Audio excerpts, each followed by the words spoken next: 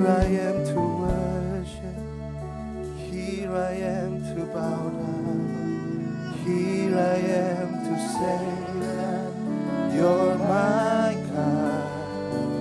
You're altogether lovely, altogether worthy, altogether wonderful to me. Here I am to worship. Mari kita sembah Dia, saudara. Shandala Bakaya. Here I am to say that you're my God. You're altogether lovely, altogether worthy, altogether wonderful to me. I'll never know, and I'll never know how much it's, yes, God, to see my sin above that rose. I never know how much it costs to see my sin above. I'll never know, I'll never know how much it costs to see my sin above that rose. We will never know how much it costs to see my sin above that. We will never know. How much it costs to see my sin above that rock. Haleluya. Tuhan, kami menikmati kasih Tuhan yang luar biasa di tempat ini. Sebab kami percaya hadirat-Mu memulihkan setiap kami. Terima kasih buat cinta-Mu yang begitu besar, Tuhan. Terima kasih buat kesetiaan-Mu dalam hidup kami. Dan kami percaya kami di tempat ini sebagaimana kami ada, itu semua karena penyertaan Tuhan. Hari ini Bapa, aku ada di tempat ini, mari Tuhan Engkau yang berbicara kepada setiap kami. Urapi setiap kami, urapi hamba-Mu Tuhan, urapi Marsha, karena aku gak bisa apa-apa tanpa Engkau Tuhan. Biar aku menyampaikan apa yang menjadi isi hati-Mu saja Tuhan, buat anak-anak-Mu di tempat ini, buat anak-anak muda yang luar biasa di tempat ini. Dan waktu kami menerima firman Tuhan, biar firman itu bertumbuh dalam hidup kami, bukan hanya sebagai pengetahuan, bukan hanya sebagai logos saja Tuhan, tapi menjadi rema dalam hidup kami. Dan kami lakukan dalam hidup kami. Tuntun kami, help us God. Thank you so much, we love you. Dalam nama Tuhan Yesus kami berdoa, dan kami mengucap syukur, sama-sama kita katakan amin. Teman-teman semua, amin. Tepuk tangan buat Tuhan kita yang luar biasa, haleluya. Waduh, silakan duduk teman-teman semua, saudara-saudara, dewasa muda, Intermark, BSD. Wah, shalom semua, apa kabar? Baik ya, luar biasa ya. Thank you buat tim musik, kita tepuk tangan buat tim musik ya. Cukup, jangan lama-lama, saudara-saudara, nanti mereka sombong ya. Jadi ya, udah. Thank you so much guys. Saya diberkati sekali, terima kasih juga buat Pastor Robert yang sudah mempercayakan untuk ada di tempat ini. Terima kasih buat Divine Connection ini. Perkenalkan, nama saya Marsha Manopo. Dan saya dan istri saya namanya Sinta Rosari. Kami melayani sebagai gembala di sebuah komunitas yang tahun ini akan menjadi sebuah gereja. Namanya Kingdoms Ambassador Community. Dan saya gak punya pikiran sama sekali pada akhirnya untuk menjadi pendeta. Karena latar belakang saya musisi. Saya anak dari drummer Indonesia namanya Jimmy Manopo. Dan dia adalah drummer Drollis dulunya. Mungkin orang tua teman-teman semua tahu lagunya Papa. Dia lagunya gini, cinta yang tulus di dalam hatiku. Gitu dia. Itu Papa saya ya. Dan jangan tepuk tangan. Jangan. Itu Papa saya. Udah nanti dia kupingnya terngiang-ngiang gitu ya. Nah, dan pada akhirnya saya pun ikut jejak sang ayah. Saya main musik. Awalnya saya main musik buat Indonesian Idol, Pinkan Mambo, Marcelo Tahitu, dan waktu itu saya sebagai drummer juga. Istri saya adalah penyanyi, dia dulu Sinden OVJ. Sinden OVJ yang masih Sule, Andre dan Parto, Andre dan Sule ada di situ. Dan kami berdua akhirnya punya acara bareng namanya Weekend List Net. Setiap Sabtu dan Minggu jam 10 pagi hanya di Net TV. Itu acara paling bagus di Indonesia. Haleluya, terima kasih. Tapi sekarang udah kurang bagus saudara. Hostnya udah diganti. Enggak. Masih bagus. Dan saya nggak punya mimpi apa-apa, tapi waktu dipanggil Tuhan untuk melayani dia, dan kami berdua memberikan hidup kami 100% untuk melayani Tuhan. Dan saya percaya itu semua karena anugerah Tuhan yang luar biasa. Haleluya. Tepuk tangan buat Tuhan, Bapak Ibu Saudara. So, hari ini ada sesuatu yang pengen sekali saya share sama saudara-saudara sekalian, sama teman-teman semua, yaitu tentang limitless. Sama-sama bilang limitless. Atau bahasa Indonesianya kita bisa tahu tanpa batas. Yes, tanpa batas. Karena akhir-akhir ini kita memang banyak hal yang mungkin bisa membuat pemikiran kita terbatas, membuat hati kita terbatas, mungkin juga membuat langkah kita terbatas, entah itu dengan struggle, entah itu dengan masalah, entah itu dengan pandemi dan lain sebagainya, sehingga kita mulai ngerasa mentok teman-teman semua. Waduh, ini gimana ya kalau saya dirumahkan ya dari kerjaan saya, waduh kok bisnis saya nggak lancar-lancar ya, dan lain sebagainya. Sehingga kita terus memikirkan semua hal yang sepertinya nggak ada jalan lain. Dan hari ini kita mau belajar bagaimana ketika kehadiran Tuhan di dalam hidup kita, justru karyanya yang luar biasa membuat kita mampu mengalami hal-hal yang mungkin di luar batas akal kita, pengetahuan kita. Kenapa? Karena Tuhan kita Tuhan yang dahsyat. Haleluya. So hari ini saya akan bagikan tentang limitless. Dan mari kita buka di Bilangan, saudara. Haleluya. Mari kita buka di Bilangan pasal yang ke-13. Bilangan pasal yang ke-13 kita akan baca mulai ayatnya yang ke-25 sampai 33. Saya akan bacakan buat saudara semua, buat teman-teman semua. Firman Tuhan berkata seperti ini. Sesudah lewat 40 hari pulanglah mereka dari pengintaian negeri itu. Dan langsung datang kepada Musa, Harun dan segenap umat Israel di Kadesh, di padang gurun Paran. Mereka membawa pulang kabar kepada keduanya dan kepada segenap umat itu dan memperlihatkan kepada sekaliannya hasil negeri itu. Mereka menceritakan kepadanya, kami sudah masuk ke negeri, kemana kau suruh kami. Dan memang negeri itu berlimpah-limpah susu dan madunya, dan inilah hasilnya. Hanya bangsa yang diam di negeri itu kuat-kuat, dan kota-kotanya berkubu dan sangat besar. Juga keturunan Enak telah kami lihat di sana.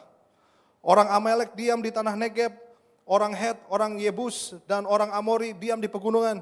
Orang Kanaan diam sepanjang laut dan sepanjang tepi sungai Yordan.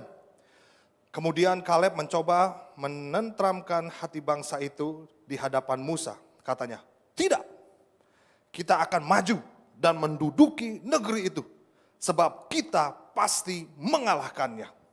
Tetapi orang-orang yang pergi ke sana bersama-sama dengan dia berkata, kita tidak dapat maju menyerang bangsa itu, karena mereka lebih kuat daripada kita.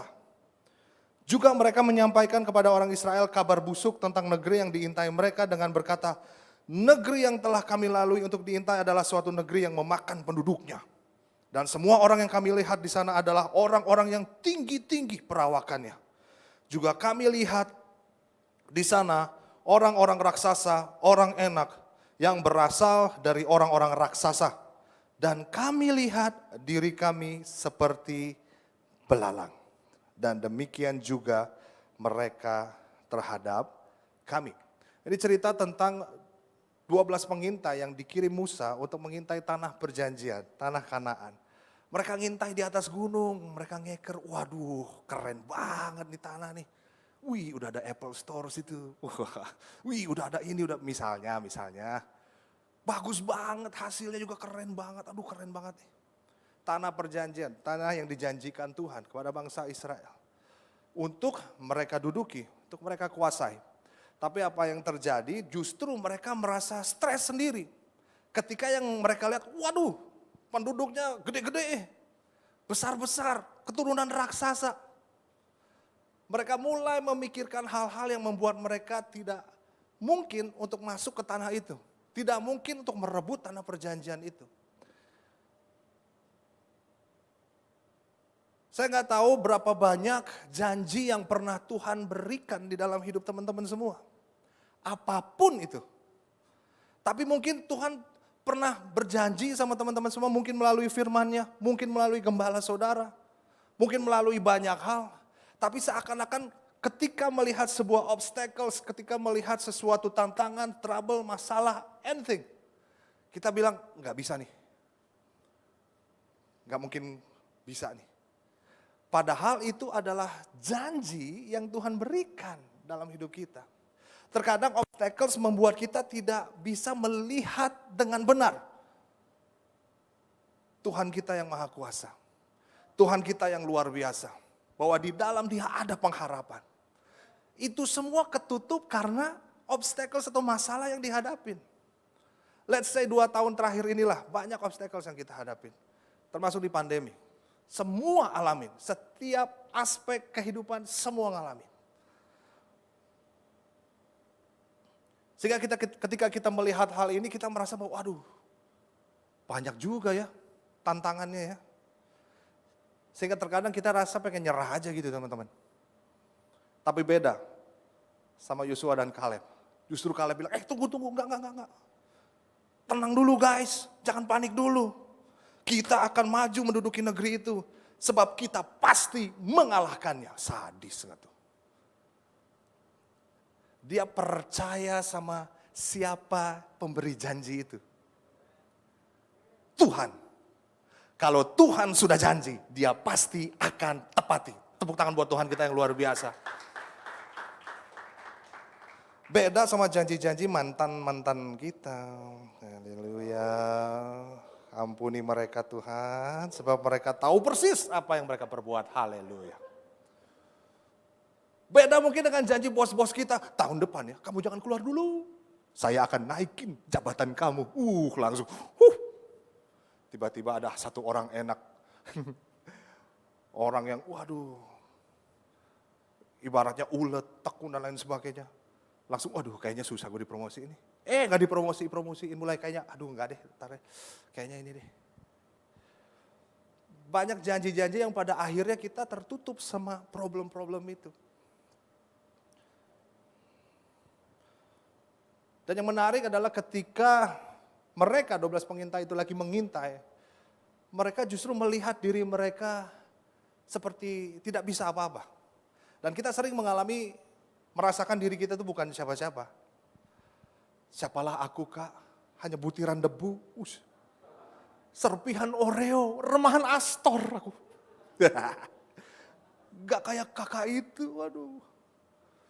Siapalah aku kak. Kita ngerasa kecil banget. Sama seperti pengintai ini di Bilangan 13 ayat 33. Bilangan 13 ayat 33. Nah, tuh udah saya garis bawah tuh. Juga kami lihat di sana orang-orang raksasa, orang enak yang berasal dari orang-orang raksasa. Dan kami lihat diri kami seperti belalang. Dan demikian juga mereka terhadap kami. Teman-teman, mereka sebelum masuk tanah Kanaan, mereka bukan kalah sama raksasa. Mereka belum perang lawan raksasa. Yang gede-gede gaban gitu, mereka belum perang lawan mereka. Tapi yang membuat mereka kalah duluan justru bukan raksasa itu, tapi belalang yang ada dalam pikiran mereka. Sesuatu hal yang kecil, yang mungkin itu adalah asumsi. Yang belum tentu terjadi. Mereka kalah sama asumsi-asumsi itu. Aduh siapalah aku hanya seekor belalang. Justru mereka melabelkan diri mereka seperti belalang. Bukan raksasa itu yang melabelkan mereka seperti belalang. Bukan raksasa itu yang lihatlah anak-anak. Ada belalang lagi ngintip di gunung. Enggak gitu. Tapi mereka yang ngintip, waduh aku seperti belalang ya. Tapi di sini enggak ada. Di luar sana banyak, haleluya. Jangan haleluya, di luar sana juga gak ada ya. Di sini semua laskar-laskar Tuhan yang luar biasa. Yang percaya katakan amin. Tepuk tangan dulu buat Tuhan kita yang luar biasa. Kadang mereka di luar sana memikirkan, aduh aku belalang, aku gak bisa apa-apa. Karena manusia cenderung memikirkan keterbatasannya. Kita harus memikirkan limitasi kita, keterbatasan. Itu yang terus kita pikirkan. Kita lupa bahwa Sang Pemberi janji adalah Tuhan yang tidak terbatas. Haleluya. Tuhan yang tidak bisa dibatasi oleh apapun juga. Dia Tuhan yang luar biasa, Tuhan yang dahsyat. Namanya siapa saudara? Tuhan Yesus Kristus namanya. Cuman terkadang ya itu tertutup sama setiap tantangan, struggles dan masalah yang ada. Tapi kita berdoa bersama-sama di tempat ini, kita gak akan pernah tahu apa yang akan terjadi di hari-hari ke depan. Sama seperti 2 tahun lalu, kita gak pernah tahu bahwa tahun 2020-2021 akan terjadi COVID, pandemi yang mempengaruhi seluruh dunia. Dan tahun-tahun ke depan kita juga gak pernah akan tahu apa yang akan terjadi.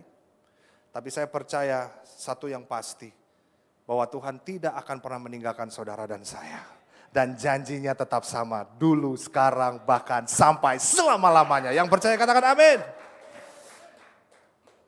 Dan kalau kita lihat ke belakang, aduh setiap langkah demi langkah penyertaan Tuhan luar biasa. Sudah berapa banyak masalah yang saudara sudah hadapin. Dan saudara keluar sebagai pemenang. Banyak saudara. Dan bahkan kita pas sudah lihat ke belakang, waduh Tuhan terima kasih ya. Sudah menyertai kita. Tanpa kita sadarin teman-teman. Karena saya percaya kasih Tuhan sangat besar dalam hidup kita. Kasih sayang Tuhan gak pernah berubah dulu, sekarang, bahkan sampai selama-lamanya. Tetap sama. Oleh sebab itu kita perlu bersandar dan fokus sama Sang Pemberi janji itu. Sama Tuhan yang tidak terbatas. Mungkin kamu melihat gak ada jalan dalam pekerjaanmu. Kamu melihat tidak ada jalan dalam keluargamu. Tapi saya percaya Tuhan kita akan membuka jalan saat tiada jalan. Yang percaya katakan amin Bapak Ibu Saudara. Haleluya, tepuk tangan buat Tuhan lagi. Saya semangat nih, gak tahu kenapa nih saya semangat banget nih. On fire, bisa kayang-kayang deh saya. Aduh haleluya, shalom yang ada di YouTube ya. Tuhan memberkati ya, yang ada di rumah. Yuk kita buka Efesus 3 ayat 18 sampai 19. Ini dia. Aku berdoa. Ini ayat indah banget saudara. Supaya kamu bersama-sama dengan orang kudus dapat memahami betapa lebarnya dan panjangnya dan tingginya dan dalamnya kasih Kristus. Dan dapat mengenal kasih itu sekalipun ia melampaui segala pengetahuan. Aku berdoa supaya kamu dipenuhi dalam seluruh kepenuhan Allah. Katakan amin. Aduh saudara. Rasul Paulus berdoa supaya kita bersama-sama orang kudus, orang-orang yang Tuhan kirimkan di dalam pelayanan ini, di dalam rumah ini. Kita sama-sama dapat memahami betapa lebarnya, panjangnya, dan tingginya, dan dalamnya kasih Kristus, dan dapat mengenal kasih itu sekalipun ia melampaui. Melampaui artinya pemikiran kita kadang gak nyampe sama kuasa Tuhan yang begitu luar biasa. Tuhan kita maha tahu saudara. Manusia tidak maha tahu. Tapi terkadang manusia pengen menjadi Tuhan, pengen maha tahu. Padahal ada hal yang sepertinya kita harus membiarkan, yaitu Tuhan. Itu besarnya kuasa Tuhan. Itu dahsyatnya Tuhan yang saya sembah. Ada ruang yang melampaui akal pikir kita, sehingga kita percaya bahwa apapun yang terjadi, setiap mujizat itu ternyata bisa masuk logika kita. Kalau logikanya, Yesus misalnya, kalau kita bilang Yesus berjalan di atas air, logikanya gak nyambung tuh, waduh gak bisa lah, gimana kita caranya jalan di atas air. Tapi kalau logikanya, Tuhan saya, Tuhan yang dahsyat, Tuhan yang maha kuasa. Dia mampu melakukan segala hal, itu baru bisa masuk logika kita. Tapi ya kita harus bersandar dan memandang Tuhan dengan kasih-Nya yang luar biasa. Teman-teman semua. Karena kasih Tuhan yang tanpa batas akan membuat kita mengalami hal-hal yang di luar batas. Haleluya. Saya percaya sampai detik ini juga kita mengalami hal-hal yang mungkin di luar batas kita. Mujizat terjadi, pemulihan terjadi, kesembuhan terjadi, dan banyak hal saudara-saudara. Itu sebabnya mulai hari-hari ini, yuk kita berhenti terus memikirkan tentang keterbatasan kita. Tapi yuk kita memikirkan Tuhan dan fokus sama Tuhan yang luar biasa. Karena kita gak akan pernah tahu, Tuhan bisa memakai kita semua untuk melakukan hal-hal yang luar biasa Bapak Ibu Saudara. Dan saya melihat di Alkitab, ada beberapa orang yang mereka punya keterbatasan, tapi namanya dicatat di Alkitab. Wah, mereka punya keterbatasan, punya limitasi. Tapi ketika mereka bertemu Yesus, ketika mereka ada keinginan untuk datang sama Yesus, hidup mereka diubahkan. Dan mereka mengalami hal-hal yang di luar batas. Dan mungkin kita bisa belajar dari orang-orang ini yang mungkin keterbatasannya mereka melebihi keterbatasan kita. Ada hal-hal yang kita tidak ngalamin apa yang seperti mereka alamin. Tapi mereka mengalami kasih Tuhan, mereka mengalami sesuatu hal yang di luar batas manusia. Dan kita akan belajar dari tokoh-tokoh di Alkitab ini, bagaimana Tuhan kita akan membawa kita mengalami hal-hal yang di luar batas. Saudara-saudara mau? Haleluya. Yang pertama, Lukas 19 ayat 2-5. Ini sebuah cerita yang luar biasa, saudara. Di situ ada seorang bernama Zakeus, kepala pemungut cukai, dan ia seorang yang kaya. Ia berusaha untuk melihat orang, apakah Yesus itu. Tetapi ia tidak berhasil karena orang banyak. Sebab badannya pendek. Maka berlarilah ia mendahului orang banyak, lalu memanjat pohon ara untuk melihat Yesus yang akan lewat di situ.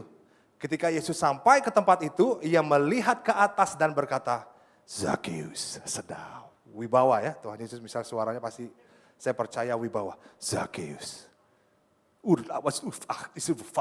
Yang artinya adalah, segeralah turun. Segeralah turun, sebab hari ini aku harus menumpang di rumahmu. Wah, bijaksana kata-kata Tuhan tuh ya.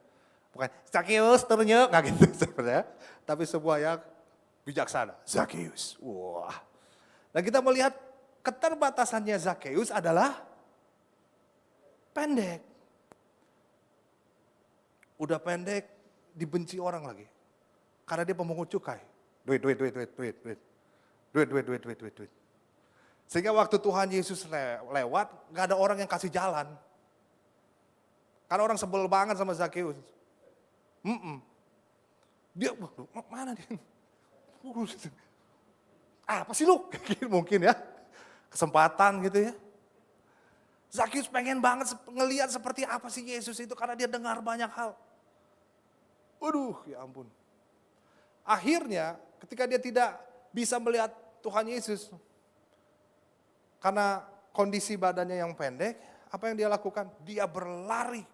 Firman Tuhan berkata bahwa ia berlari mendahului orang banyak. Orangnya banyak, enggak 1-2. Saudara pernah ngejar mungkin kereta api yang banyak orangnya? Kalau misalnya saudara ke Jepang juga kalau di dalam busy time itu, aduh, rame banget. Antrian juga rame banget. Berlari di tengah-tengah pasar kerumunan, saudara pernah? Gak bisa sprint, asli gak bisa sprint. Apalagi Zakeus yang badannya pendek. Dia terus berlari, coba mendahului orang-orang itu. Tapi daripada dia memikirkan, udahlah saya pendek. Apalah nasib saya. Biarin aja deh, gak apa-apa deh Tuhan Yesus lewat. Tapi justru dia tidak membiarkan kesempatan itu berlalu. Dia berlari berusaha dan pada akhirnya dia memanjat pohon ara. Sampai dia berada di titik yang lebih tinggi dari orang-orang itu. Dan dia melihat ada Yesus di situ. Dan saya percaya Alkitab gak mencatat Zakeus manggil-manggil Yesus, enggak. Enggak, Yesus, hey, enggak gitu. Kiu, lempar buah, kiu, hei. Dia enggak. Dia cuma naik melihat seperti apa Yesus itu. Tiba-tiba Yesus, Zakeus, sedap. Sedap ya, saudara ya. Karena dia lihat hatinya, waduh ini. Tuhan Yesus tahu hati kita semua. Dia memanjat dan akhirnya melihat, Zakeus hari ini aku mampir ke rumah lo ya, nongkrong dulu yuk, sedap. Dan singkat cerita, Zakeus bertobat di situ.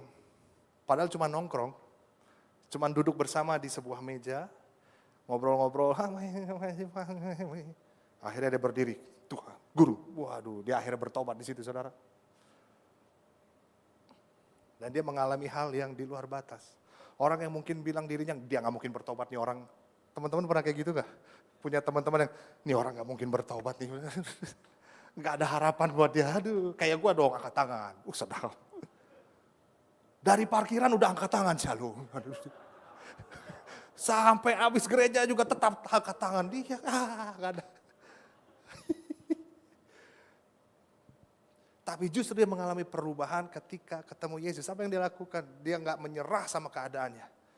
Dia menggunakan apa yang ada, dia naik ke atas untuk melihat pemandangannya jauh. Lebih luas dari orang-orang yang ada di bawah. Dia naik ke tempat yang lebih tinggi. Apa maksud naiknya ke tempat yang lebih tinggi?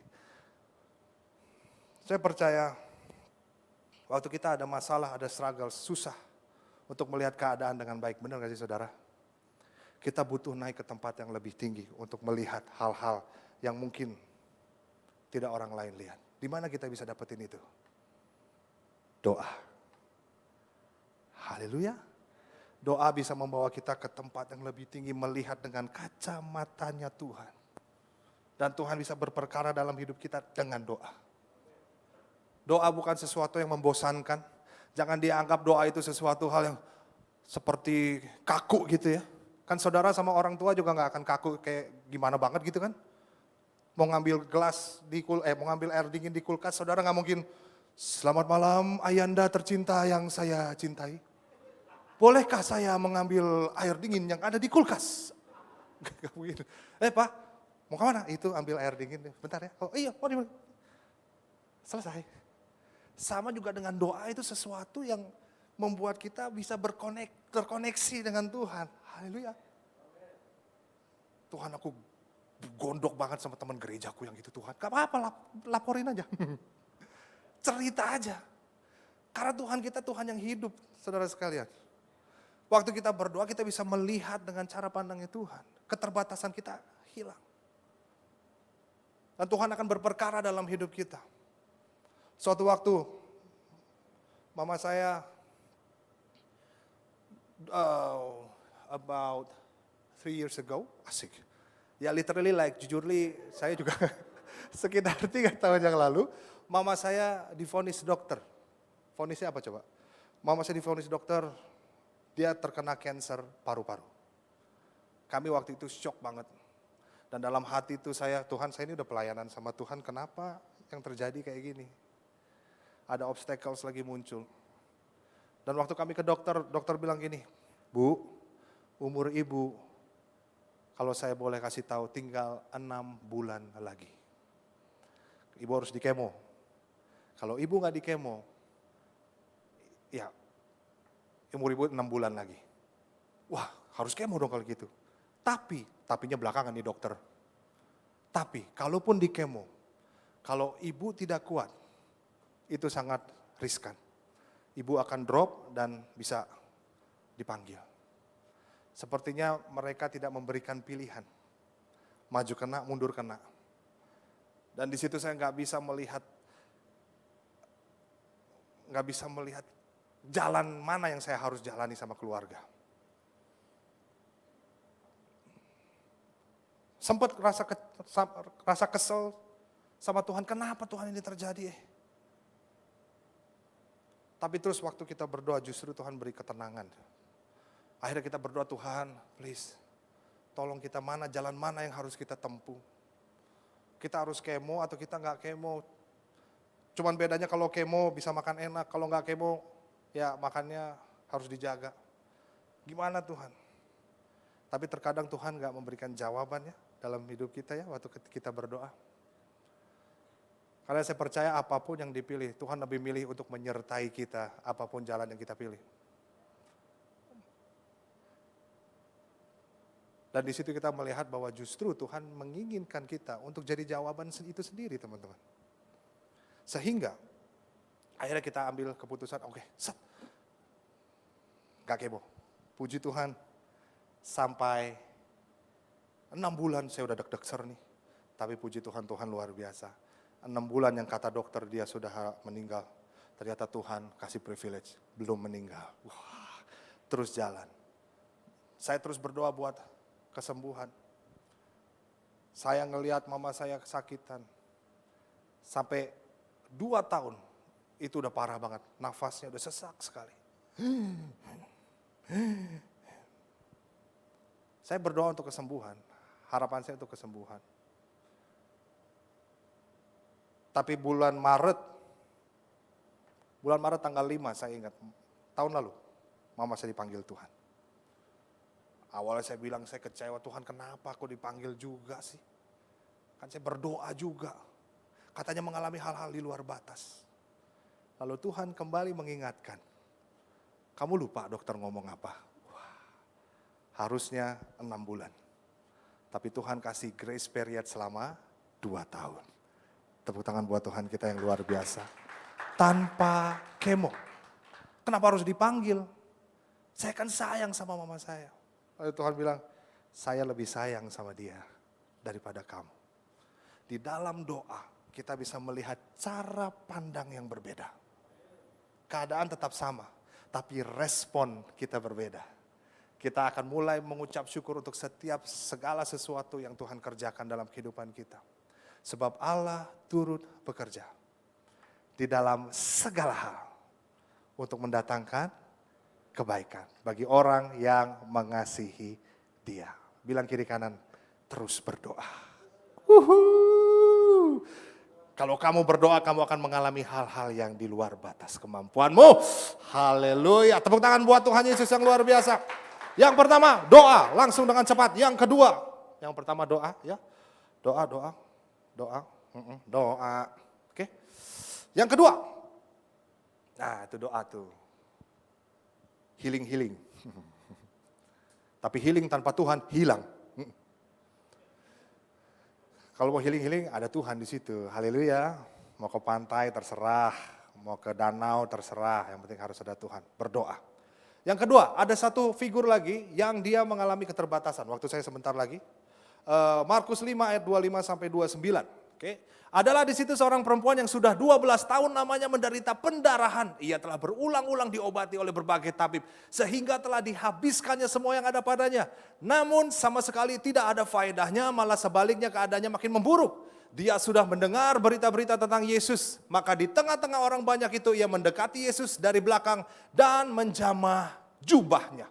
Sebab katanya, asal ku jamah saja jubahnya, aku akan sembuh. Seketika itu juga berhentilah pendarahannya dan ia merasa bahwa badannya sudah sembuh dari penyakitnya. Dia juga punya keterbatasan pendarahan 12 tahun Bapak Ibu. Teman-teman semua, saudara-saudara. Saya nggak pernah pendarahan karena saya laki-laki ya. Cuman kalau istri saya, kalau mungkin yang wanita mengalami pendarahan, aduh itu sakit inilah, lemes lah, bad mood lah, senggol bacok lah. Kita kasih satu kata, dia kasih satu kalimat. Kita kasih satu kalimat, dia kasih satu paragraf. Kita kasih satu paragraf, dia kasih satu buku. Haleluya. Ini keterbatasannya, dia sakit. Bahkan katanya udah mencoba berobat dengan berbagai tabib malah makin parah. Dan waktu itu ada Yesus di situ, mendengar berita tentang Yesus, maka di tengah-tengah orang banyak. Sekali lagi ada orang banyak. Haleluya. Dengan cepat aja saya mau minta pemain-pemain musik boleh? Satu wanita sudah ada? Ada. Sama semua pemain musik nih. Coba boleh ke depan sini? Boleh ya? Badannya kan gede-gede kan orang banyak saudara ya. Iya semuanya boleh semuanya. Asik. Tepuk tangan buat mereka teman-teman semua. Peraga-peraga ya. Mohon donasikan dana. Oke, nah sepertinya coba yang mirip ya yang 11-12 sama Yesus inilah. Ini jadi Yesus nih ya. Sini jadi Yesus. Nah teman-teman semua ada di tengah-tengah sini boleh? Tengah-tengah sini ya. Yang wanita di sini kamu siapa namanya? Sari kamu paling belakang, kamu di sini menghalangi Tuhan Yesus. Nah kan menghalangi. Oh, nah menghalangi.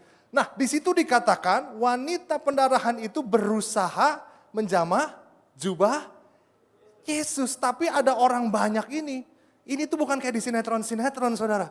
Ketika dia lihat Yesus, wah aku harus menjamah jubahnya. Tiba-tiba semua orang terbuka. Wah, dia slow motion datang ke Yesus. Yesus.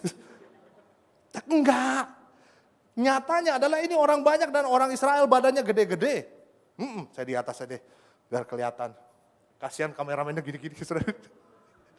Ini orangnya gede-gede. Nah sekarang kamu boleh berusaha menerobos ketemu Yesus, tapi ini orang-orang gede menghalang-halangi ya. Kamu halang-halangi, kamu berusaha menerobos Yesus, ya masuk langsung sikat, yes. Iya. Iya, susah kan? Susah, dia aja yang sehat susah. Apalagi ini wanita pendarahan. Dada-dada dulu ke kamera, boleh? Dada-dada kamera, dah. Gitu, susah, gak bisa. Mau coba lagi? Yesus jalan dong, jalan. Ke kiri, ke kanan, ya coba kamu, ya minggir lo, aduh awas. Itu kayaknya gak dorong ya. Coba kamu berusaha, yes. Nah kan gak lewat saudara. Iya gak lewat itu. Asal jangan dijambak aja tiba-tiba gini. Oke. Gak lewat saudara, ini sehat loh, sehari ini sehat. Gak kayak wanita pendarahan itu 12 tahun. Tapi di tengah-tengah itu, kerumunan ini berbicara tentang obstacles yang ada dalam hidup saudara. Masalah, utang, bayar listrik, bayar apalah, kuliah mungkin, bayar makanan, kehidupan dan lain sebagainya. Pekerjaan gagal, bisnis gagal, pekerjaan tidak berhasil dan lain sebagainya. Dan kadang kita berusaha sekuat tenaga untuk bisa ada breakthrough. Berusaha sekuat tenaga. Tapi wanita ini yang pendarahan 12 tahun, daripada dia memikirkan keterbatasannya, dia memikirkan apa yang bisa Yesus lakukan dalam hidup dia. Haleluya. Sehingga apapun obstacles-nya, dia berusaha dengan sekuat tenaga. Ingat catatannya, Alkitab bilang, firman Tuhan bilang, ini sampai 2 jam ya, gak apa-apa ya. Firman Tuhan bilang, dia lemah sekali. Karena sakit. Tapi akhirnya, karena sekuat tenaga, sehari sekuat tenaga, ya kasih jalan, kasih aja, fur. Zat, weh, lolos. Akhirnya dia memegang puncak jubah Tuhan Yesus. Ya udah, tahu gitu. Dan akhirnya dia menjadi sembuh. Tepuk tangan buat mereka semua dong, saudara-saudara. Thank you ya guys, kalian keren. Haleluya, tatak dung, dus. Dan akhirnya mereka, si wanita itu mengalami kesembuhan, mengalami hal yang di luar batas. Mungkin dia udah berobat ke Penang, berobat ke Germany, berobat ke manapun. Tapi ternyata makin parah. Tapi sejak ketemu Yesus dia pegang, dia sembuh. Apa yang menyebabkan dia sembuh? Ini dia. Karena dia percaya. Haleluya. Dia percaya akan apa yang Tuhan bisa lakukan. Dia pegang. Asal aku pegang ujung jubahnya, aku pasti akan sembuh. Dan akhirnya dia mengalami hal-hal yang di luar batas. Yang selama ini mungkin dia pikir aku gak bisa, gak mungkin sembuh. Tapi waktu dia ketemu Yesus, aku harus menjamah jubahnya. Sebab aku percaya ada kemenangan di dalam nama Yesus Kristus. Haleluya. Apapun yang saudara alami saat ini, apapun masalah orang banyak itu, percaya, lihat Tuhan. Karena ketika ada Tuhan, wanita ini tidak akan membiarkan kesempatan berlalu begitu saja. Kalau aku bisa ketemu Yesus hari ini, aku harus lakukan apa saja supaya aku ketemu dia hari ini juga. Yang mau katakan amin? Tepuk tangan buat Tuhan kita yang luar biasa sekali lagi. Yang terakhir, nah teman-teman suka kata-kata terakhir ya. Yang lemah dikuatkan, terbeban berat, dilepaskan. Yang terakhir ada satu orang juga yang memiliki keterbatasan. Ini dia. Saya undang pemain Tanjidor untuk naik ke atas panggungnya. Keyboardis doang juga gak apa-apa. Sisanya nanti. Markus 10 ayat 47 sampai 49. Ketika didengarnya bahwa itu adalah Yesus orang Nazaret, mulailah ia berseru, Yesus anak Daud kasihanilah aku.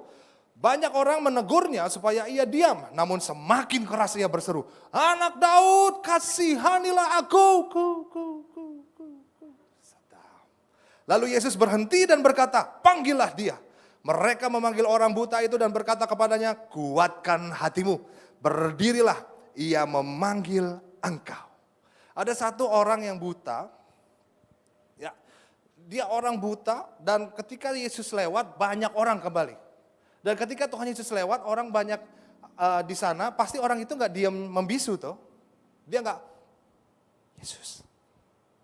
Pasti ada, Yesus, oh tolong saya Yesus, Guru, oh tolong saya, sembuhkan saya. Tuhan tolong doakan saya. Semua pasti bawel, saudara. Jadi bukan dia aja yang teriak, "Yesus anak Daud, kasihanilah aku." Bukan dia doang. Semuanya pasti berisik. Belum lagi mungkin ada yang kesurupan. Mungkin. Semuanya berisik. Saya jadi Bartimeus ya. Saya jadi Bartimeus, saudara jadi masyarakat Israel. Saudara, boleh saya minta tolong untuk saudara keluarin suara sekeras-kerasnya. Anggap aja kita ada di kejadian pada masa itu ketika Yesus lewat. Saudara pasti akan teriak-teriak. Anak muda sekarang BTS lewat, teriak. King Namjoon, Jengkok, tanggung. Ini Yesus lewat. Saudara mau jadi orang yang teriak-teriak demi Yesus ya? Coba ya, saya praktekin saya jadi Bartimeus nih. Yuk kita buat suara segaduh mungkin. 1, 2, 3. Terus saudara, suara lebih kencang. Nah ini Bartimeus.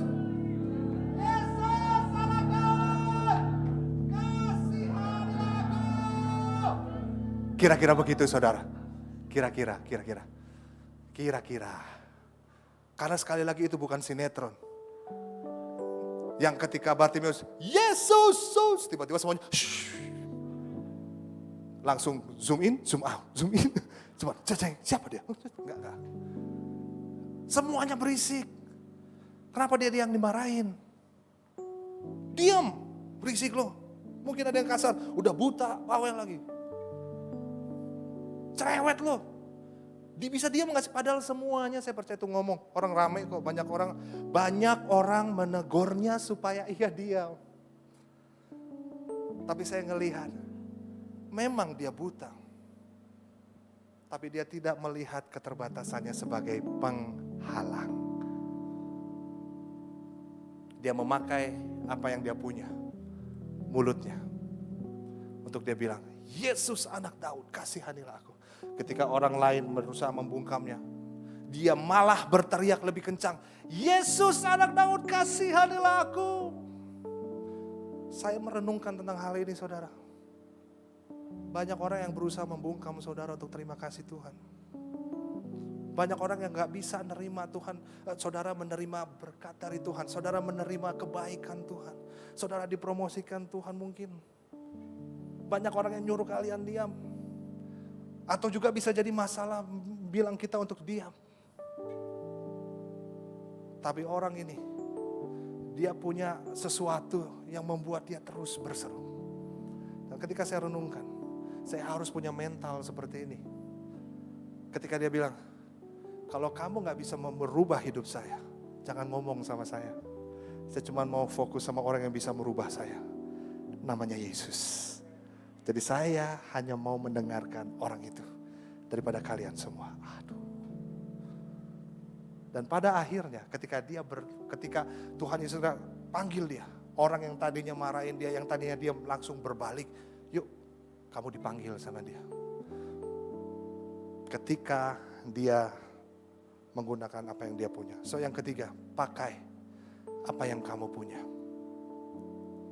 Saya percaya Tuhan memberikan sesuatu dalam hidup saudara untuk jadi berkat buat banyak orang.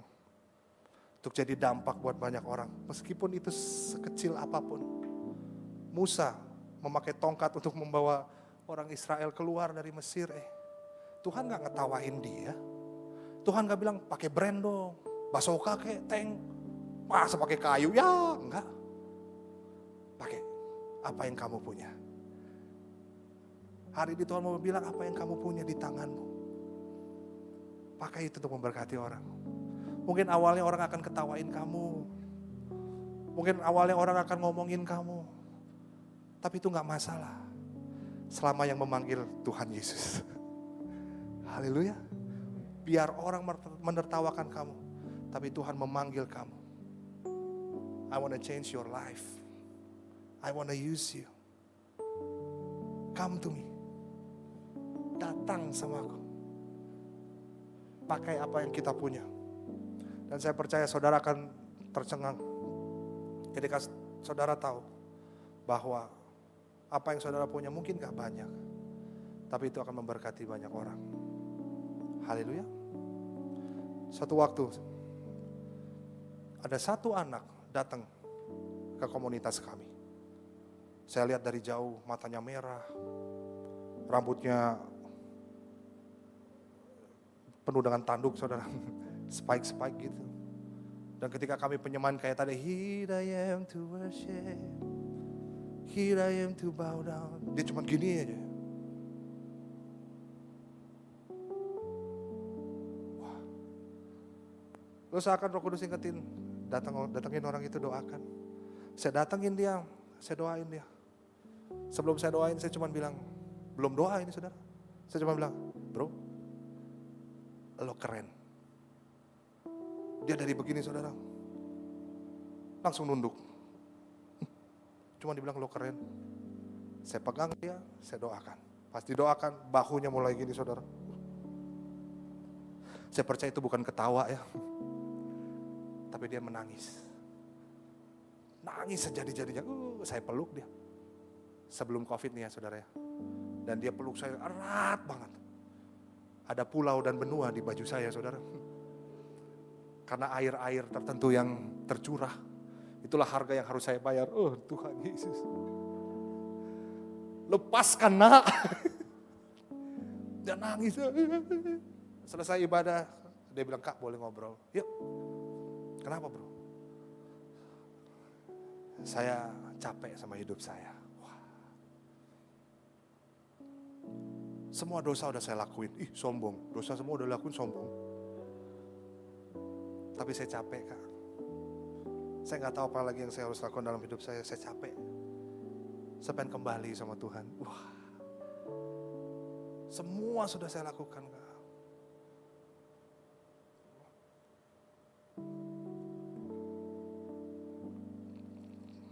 Dan saya cuma bilang, bro, God loves you. Lo datang ke sini juga itu karena Tuhan. Kok lo bisa datang ke sini? Iya Kak. Suatu malam di klub saudara. Saya lihat ada Instagram teman saya lagi datang ke komunitas kakak. Lagi di klub. Lalu dia tanya, bro, itu di mana komunitasnya? Gue mau ikut dong. Saudara bisa kegambar gak bahwa Tuhan justru menemukan dia di klub? Saya juga heran. Lagi ceduk. Hey, God loves you. Dia capek terus dia lihat Instagram tiba-tiba muncul. Tuhan menemukan dia di klub. Akhirnya dia balik. Dan dia dibaptis. Dan puji Tuhan, setelah dia dibaptis dia membuat 5 pemuritan. Tepuk tangan buat Tuhan kita Yesus Kristus. Setelah dia didoakan, saudara, minggu depannya dia bawa 12 orang yang sama seperti dia. Kok lo bisa gitu bro? Gak tahu Kak. Gue sebenarnya udah nyerah sama hidup gue, gak ada harapan. Tapi waktu lo bilang, ini yang saya kaget. Waktu lo bilang, lo keren, gue tersentuh. Dalam hati sebetulnya mau ketawa. GR banget lo. Tapi ternyata Roh Kudus ingetin bahwa cukup sesimpel itu untuk mengubah hidup dia. Saya gak menumpang katakan dalam nama Yesus. Terjadi. Tapi cuman simple itu. Saya percaya apapun yang simple dalam saudara, itu bisa dipakai Tuhan untuk menjadi jawaban buat dunia. Saudara akan alami hal-hal yang di luar batas. Sebab saya percaya ketika kita ketemu Yesus, hal-hal yang terbatas itu justru akan disirnakan sama Tuhan. Sebab dia adalah Tuhan yang luar biasa. Dia yang membuat jalan saat tiada jalan. Ketika saudara ketemu tembok Yeriko, dia yang akan merubuhkan tembok itu. Ketika saudara menemukan lautan, Tuhan yang akan membelah lautan itu buat saudara. Ketika saudara melihat tidak ada jalan, dia pasti buka jalan buat saudara dan saya. Hari ini, kalau saudara mentok kiri, kanan, depan, belakang, percaya bahwa Tuhan akan buka jalan dalam hidup saudara. Saudara akan mengalami hal-hal yang di luar batas. Bersama dengan Tuhan. Yang percaya katakan amin. Mari kita bangkit berdiri, saudara. Haleluya.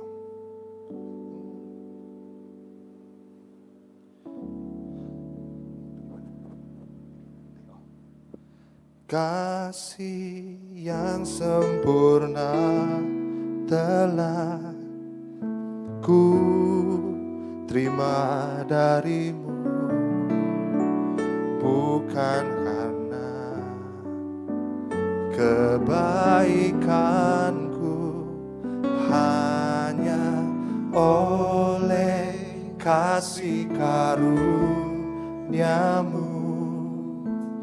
Kau pulihkan aku, layakkanku untuk dapat panggil dia Bapa, saudara.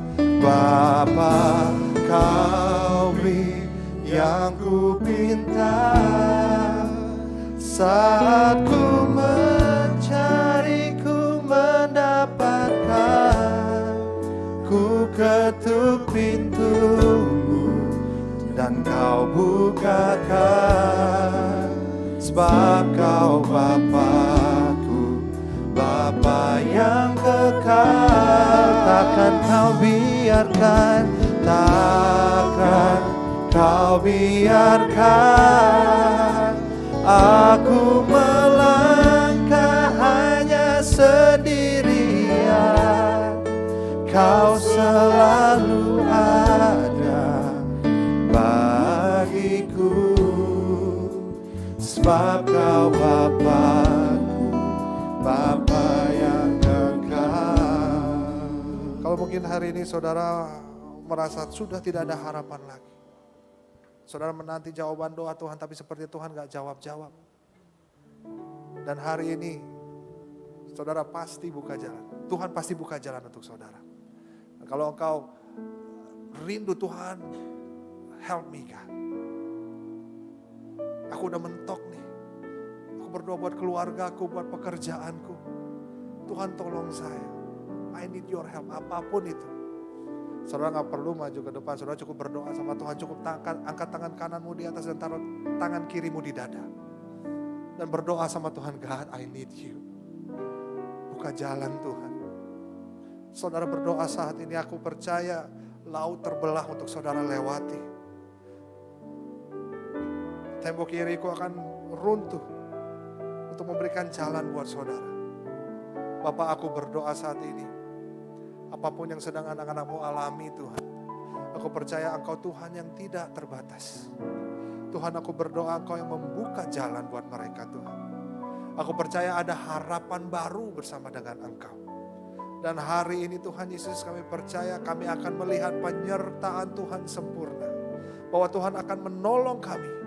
Meskipun kami melihat tidak ada pertolongan. Sebab kami tahu hanya Tuhan yang sanggup menolong kami. Dan kami percaya kami berjalan tidak akan sendirian karena Engkau bersama dengan kami.